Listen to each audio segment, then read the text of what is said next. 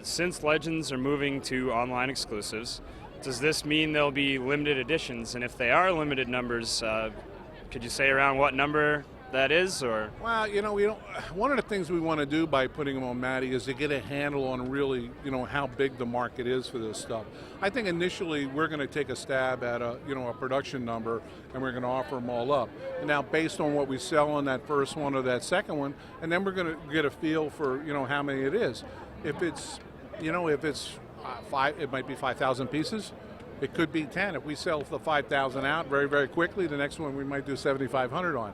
So we're trying to find that level that makes sense for us and makes sense for the collectors too. So the guys that are buying the 5,000 pieces, we don't have 10,000 sitting around on the shelf that are going to end up in some of the discount places, where they don't want to see them. So that way we know that we'll get down to where we know that we're going to sell 7,250 of them. We'll have much better what we call point of purchase information to gauge how many we can do, essentially, without rambling on too far long about it. Works for me. We could talk all day if it were up to me, but alas, Voltron's running around and there's madness everywhere. Yeah. They're going to kick us out eventually. Next thing, with the 2-pack now coming with accessories, could that possibly be applied to single basic series? Probably not. I think the single basics, what we really need to keep the efficiency, and we need to keep putting the money in where it makes sense in the figures. I think where we have an opportunity in the 2-packs, where we have a little bit more money to work with, we can bring accessories into those and still, do a product that you guys are going to like, a product that we're going to be happy with in terms of the profitability.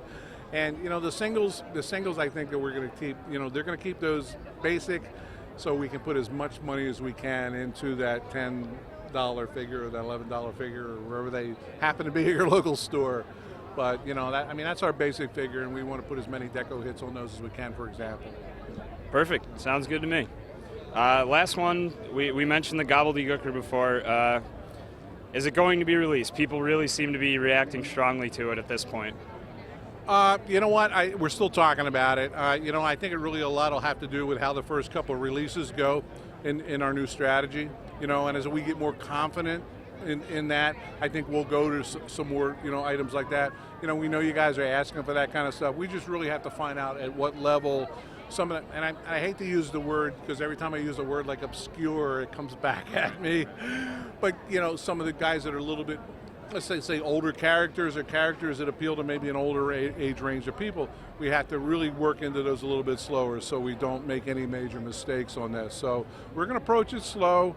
We're going to kind of feed it and build the business back. Basically, we want to build this business back up.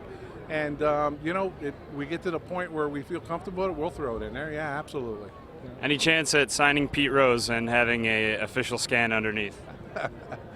Pete? Yeah, I'd love to work with Pete Rose. I don't know if it'll ever happen, but, I always thought he got ripped, but, what can I tell you? Fair enough. One last thing I want to do, I want to say thank you to you. He's been, for those that don't know, Mattel has been back and forth with us on the boards with Q&A sessions pretty consistently. We're talking like once a week almost at times, and we've never really had that kind of interactivity with a toy company for a line before. And it's been great, and I'd really like to say thanks for that. I know you answer just about everyone's questions, and it's right, what you can, and we really want to thank you for that, because we're very appreciative of it, and it's a pretty important thing. Well, you're welcome. I mean, listen, we want to engage with the collectors. We want you guys to feel as though that, we're listening to them, that they're being heard, that they're not just, shouting out into the darkness. We did go after it very, very heavily. We will go back. It's been like 3 or 4 weeks now since we've done one. After, Comic-Con things settle down, we're going to do another one. We tried to wear you guys out by answering as many as we can, but you keep coming up with more, as many compelling questions. And we'll just try to answer them as best we can. We just can't answer all of them necessarily. And by the way, we make mistakes once in a while. and we get our signals crossed, but just bear with us. We'll try to straighten out anything that that we may have said that we may have to go back on. But we'll always try to give you the most honest answers we can. That's all we can really do, as a design group anyway. Honesty is the key word. That's one of the reasons I like you guys, because you're very honest with us, and you've also let us be very honest with you, me included. I've had my, criticisms that were pretty intense at times. So I'd like to say, me? You criticize us? Huh? Undertaker's here. He's gonna choke slam me. But that being the case, I'd like to say right now, for me personally, you guys really hit it out of the park with this one, and well, thank you. I've seen some really great stuff. And just for future, here's your hater blockers, Oh wow! and thank you can wear those every time that take a pair of these. I come around and I start running my mouth again. So there we go.